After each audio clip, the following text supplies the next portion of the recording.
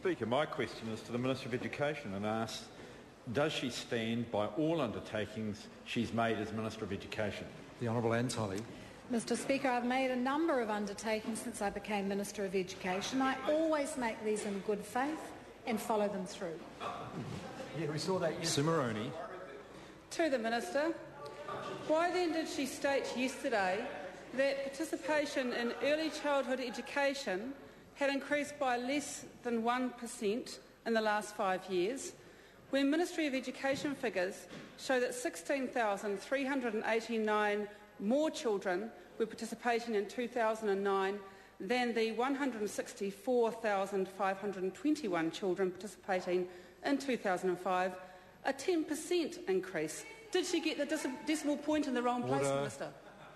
The Honourable Anne Tolley. Mr Speaker, I'm looking at some figures in front of me that show that in 2005, I don't know where the member got those figures from, in 2005, 54,224 children attended early childhood education, and the cost of that was $462 million. In 2009, 52,296 children, that's a drop of 1,928 children, attended early childhood, and that cost $1.13 million. 3 times the amount, and we lost 2,000 odd children.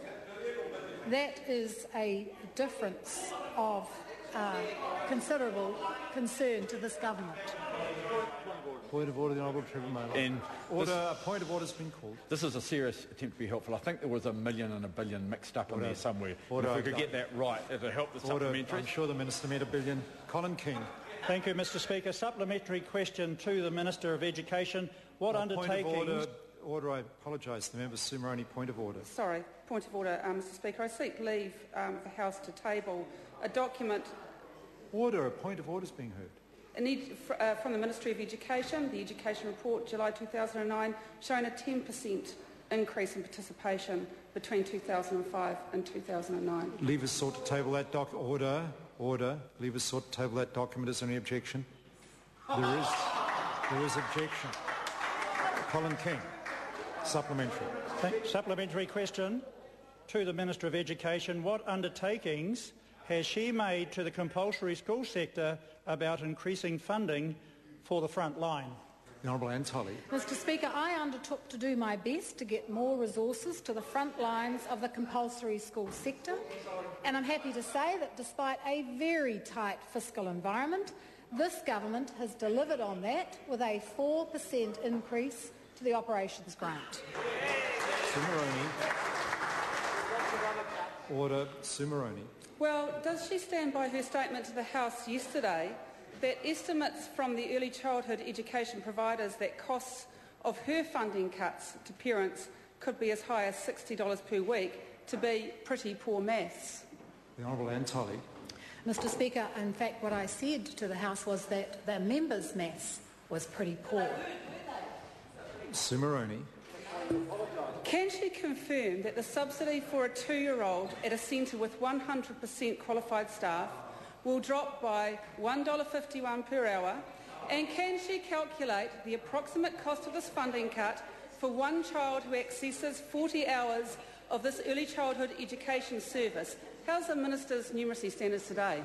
The Honourable Anne Tolley. Mr Speaker, as I explained yesterday, this government is in the position of having to fund 3 times the amount for early childhood education for very little increase in participation.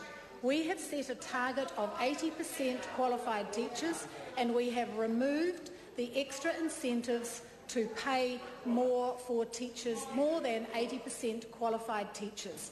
That is a change to the subsidy to early childhood services. Point of order, the Honourable Trevor Mallard. Mr Speaker, again, that was a pretty direct question. I think while there was a little bit around it, it asked the Minister to multiply $1.51 by 40. Order. And she didn't come close. Order. I accept the Minister's point that the question started out as a very blunt question. At the end of it was added a gratuitous comment about how's the Minister's maths today. If the member wants the Speaker to help them get an answer to a question, cut the gratuitous remarks. Well, not too gratuitous. Supplementary question, Honourable Trevor Mallard. Does the Minister stand by her commitment not to introduce bulk funding? The Honourable Anne Tolley. I'm sorry, I didn't hear the question. I apologise. If the Honourable Trevor Mallard wouldn't mind repeating it, please. Does the Minister stand by her commitment not to introduce bulk funding? The Honourable Anne Tolley. Yes. The Honourable Trevor Mallard. Question. Is the ability to reduce the number of staff in schools below that of the staffing schedule, as outlined in her budget papers, a feature of bulk funding? The Honourable Anne Tolley. No, Mr. Speaker.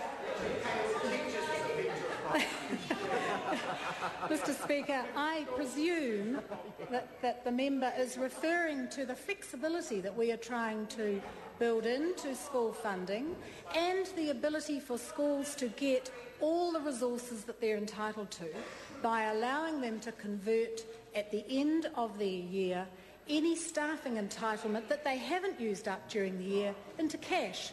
And schools have reacted with great delight to the ability to do that. The Honourable Trevor Mallard. Is the ability for schools to take cash instead of replacing buildings, as she announced in her budget papers, a feature of bulk funding? The Honourable Anne Tolley. Well, not in my book, Mr. Speaker. No, again, that is to try and give schools the flexibility to use their funds in the way that they see fit. This government trusts schools and boards of trustees to make good decisions for their children. The Honourable Trevor Mallard.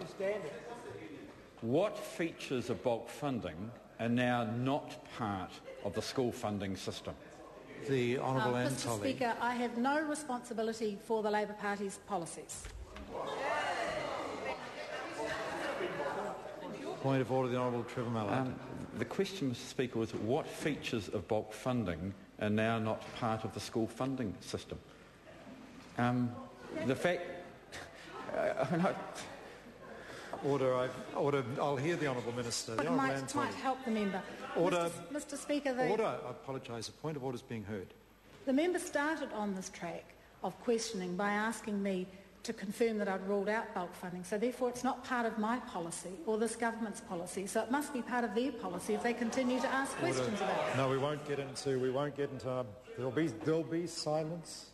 Won't get into this. I think the Minister's explanation is not unreasonable, that since she did tell the House that bulk funding was not part of her government's policy, she can't really tell the House what features of her current policy are not part of bulk funding, because she's got no view of a bulk funding policy. So while I accept the answer was a little unusual, I don't think it's totally outside the bounds of standing orders. The Honourable Trevor Mallard, supplementary question.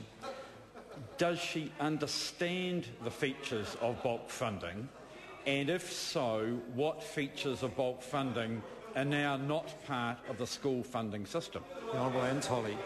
Mr. Speaker, I repeat, this government has no policy on bulk funding. Well, order. That wasn't the question.